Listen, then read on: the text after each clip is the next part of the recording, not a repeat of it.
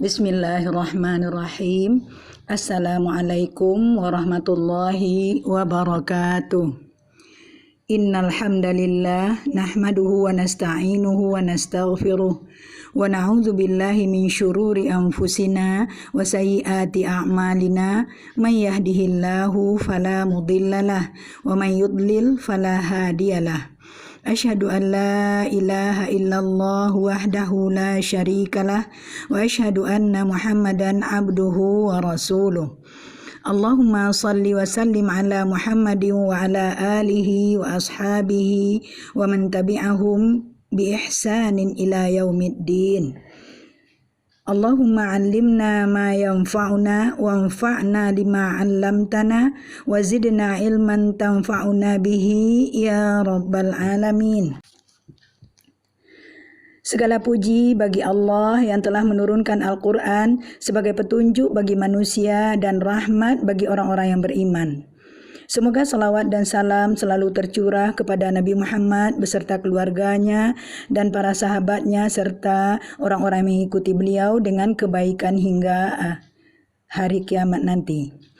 Ibu-ibu beserta tahsin yang semoga senantiasa dirahmati oleh Allah Subhanahu wa taala, pada pelajaran yang lalu tentang makharijul huruf kita sudah selesai mempelajari makhraj huruf yang keluar pada al-halaq beserta huruf-huruf yang keluar darinya. Sebelum kita melanjutkan ke pelajaran berikutnya, kita akan memurajaah atau ulang sekilas tentang makharijul huruf ini. Sebagaimana telah dijelaskan bahwa secara umum ulama tajwid telah membagi makharijul huruf ini menjadi 5 bagian. Pada gambar ini dapat ibu-ibu lihat bahwa yang pertama adalah yang keluar dari al-halaq atau tenggorokan. Dan di sini keluarlah huruf-huruf hamzah, ha, ain, ha, ghain, kha. Kemudian alisan. Di sini keluar huruf-huruf ta, sa, jim, dal, dal, ra, zai, sin, shin, sad, dad, ta, za, qaf, kaf, lam, nun, dan ya. Kemudian yang ketiga adalah asyafatain atau asyafatan, 2 bibir, dan keluar darinya huruf-huruf ba, fa, mim, dan waw. Kemudian yang keempat adalah yang keluar dari al-jauf atau rongga mulut. Di sini keluar 3 huruf, yaitu huruf-huruf mad, alif, ya, dan waw. Dan yang terakhir adalah al-khayshum, yaitu rongga hidung, dan di sini keluar suara dengung. Jadi dari al-khayshum ini tidak ada huruf hijaiyah yang keluar, hanya suara dengung saja. Nah, inilah pembagian makharijul huruf secara umum. Selanjutnya, dari makhraj yang 5 ini dirinci lagi menjadi 17 makhraj. Pada gambar ini dapat dilihat dari makhraj yang 5 itu dirinci menjadi 17 makhraj, yaitu 3 makhraj berada di tenggorokan dengan 6 huruf. Dapat ibu lihat di sini di tenggorokan yang berwarna putih, yaitu dari bawah, dari pangkal tenggorokan, hamzah, ha, ain, ha, dan ghain, kha. Ya, itu yang keluar dari tenggorokan. Kemudian dari lisan kita ada 10 makhraj, ya. Bisa ibu-ibu lihat di sini, dan yang keluar darinya adalah 18 huruf. Kemudian lagi yang keluar dari bibir itu ada 2 makhraj, ya. Dan di sana keluar 4 huruf, ya. Dapat ibu lihat di sini huruf-hurufnya, yaitu yang berwarna garis hijau, ya, huruf fa, waw, ba, dan mim, ya. Itulah huruf-huruf yang keluar dari bibir, ya. Kemudian yang dari rongga mulut Mungkin di sini tidak diperlihatkan ya, yaitu huruf yang keluar dari rongga mulut yaitu huruf mad ya, alif, waw dan ya. Kemudian al-khayshum. Nah, di sini satu makhraj cuman karena yang keluar dari sini adalah hanya suara dengung ya. Jadi dari gambar ini dapat Ibu perhatikan baik-baik. Seperti yang sebelah kiri itu pembagian yang keluar dari lidah ya. Jadi huruf-huruf yang keluar dari lidah itu ada pangkal lidah, ada tengah lidah, ada sisi lidah, ada ujung lidah ya. Nah, itulah dapat Ibu perhatikan dari gambar-gambar ini nantinya ya.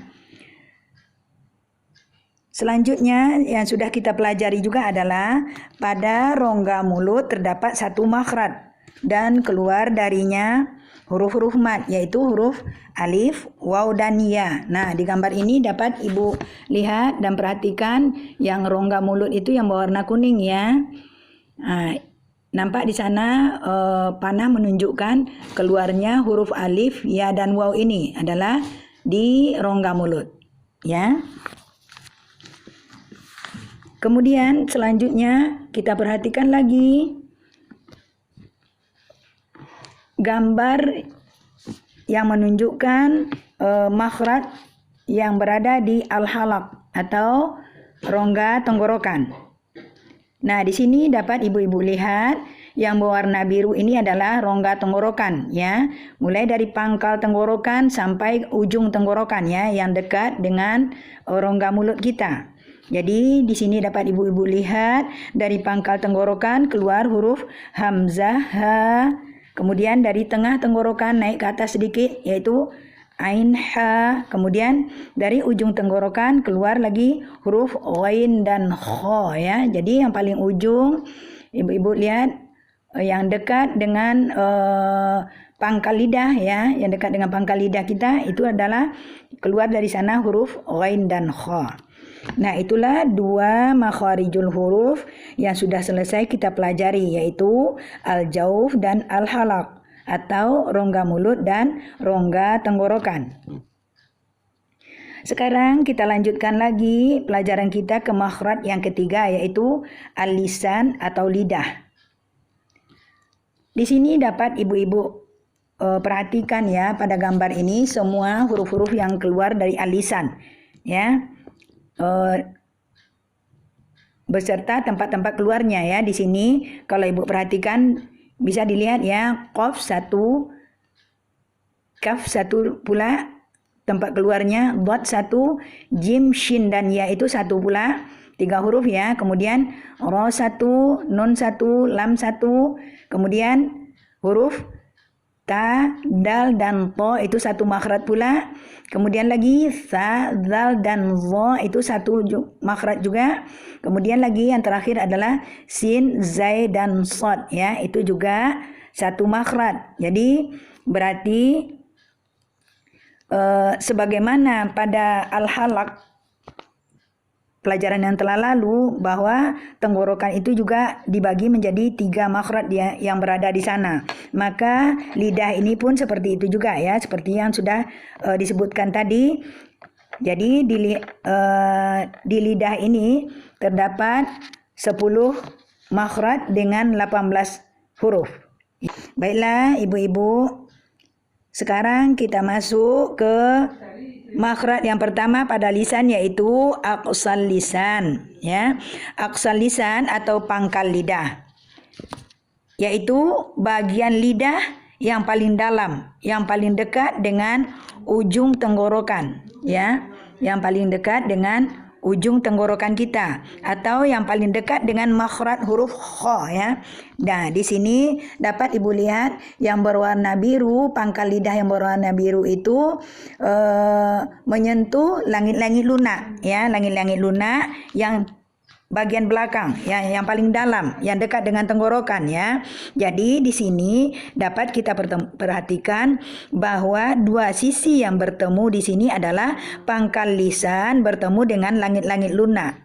Jadi pangkal lidah kita menyentuh daging lunak yang ada di langit-langit belakang. Dari sinilah keluarnya huruf qaf Ini dapat kita rasakan ketika kita mengucapkan huruf qaf tersebut. Seperti umpamanya kalau kita baca ola, ola. Mungkin ibu-ibu dapat merasakan bahwa pangkal lidah ibu-ibu naik ke atas ya, menyentuh daging lunak yang berada di langit-langit ya, langit-langit paling belakang.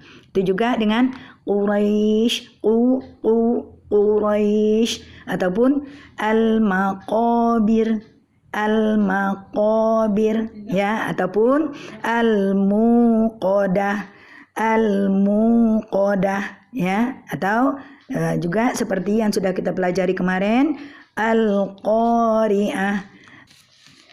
Nah, sebagaimana pada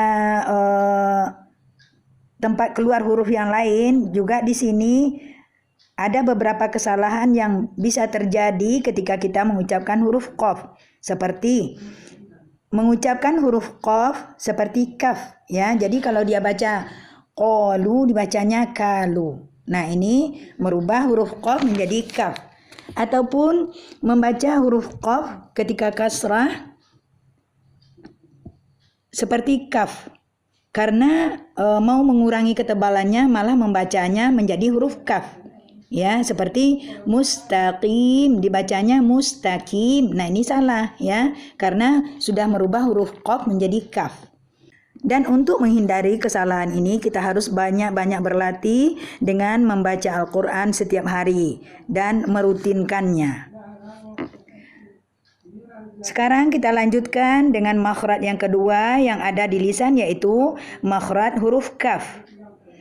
Masih di pangkal lisan juga, namun makhrajnya agak ke depan dari huruf kaf, dari huruf qaf ya. Jadi huruf kaf ini masih pangkal lisan itu yang bertemu dengan langit-langit, tetapi dia agak ke depan dari huruf qaf ya. Makhrajnya itu ke depan dari huruf qaf.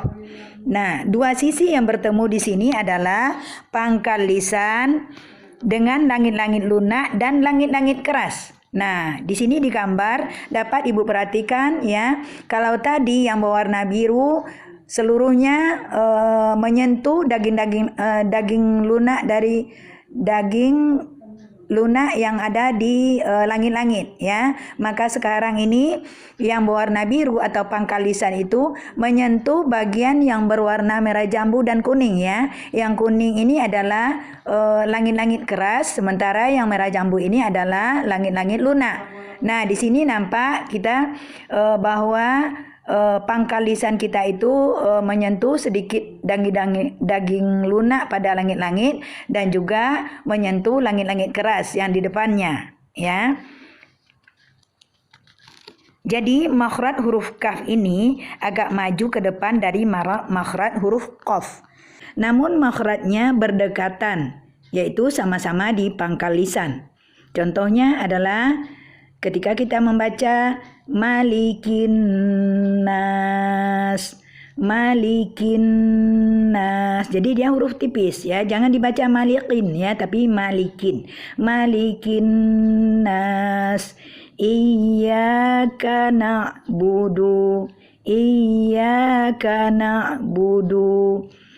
Al-kafirun, Al-kafirun. Nah, itulah contoh-contohnya ketika kita membaca huruf kaf ya. Jadi sudah dapat Ibu pahami dari mana keluarnya huruf qaf dan kaf itu ya. Nah, sebagaimana huruf qaf, pada huruf kaf juga sering terjadi kesalahan pada pengucapannya, seperti membaca huruf kaf yang berharakat terlalu hamas. Terlalu hamas maksudnya di sini adalah terlalu banyak angin. Memang dia mempunyai sifat hamas atau berangin ketika kita mengucapkannya ya, tapi tidak terlalu banyak apalagi ketika dia berharakat. Seperti kalau kita membaca wa ma kasab, terus kita baca dengan wa ma kasab, itu tidak boleh ya, karena dia yang jelas anginnya itu adalah ketika dia sukun ya. Seperti kalau kita membaca Allahu akbar, nah itu ada sedikit anginnya ya, jadi bisa didengar ya anginnya itu. Kemudian seperti kita membaca Rabbika, rabbika ya. Kita baca rabbika ka ya. Jadi jelas sekali anginnya, dan ini tidak boleh ya terlalu membacanya dengan sifat hamas atau angin yang banyak ya. Nah, inilah beberapa kesalahan yang harus kita hindari dikala mengucapkan huruf kaf. Baiklah ibu-ibu semua, sampai di sini dulu pelajaran kita untuk hari ini. InsyaAllah pekan depan kita akan lanjutkan lagi dengan makhraj lisan yang berikutnya. Umi mohon maaf jika ada kesalahan. Assalamualaikum warahmatullahi wabarakatuh.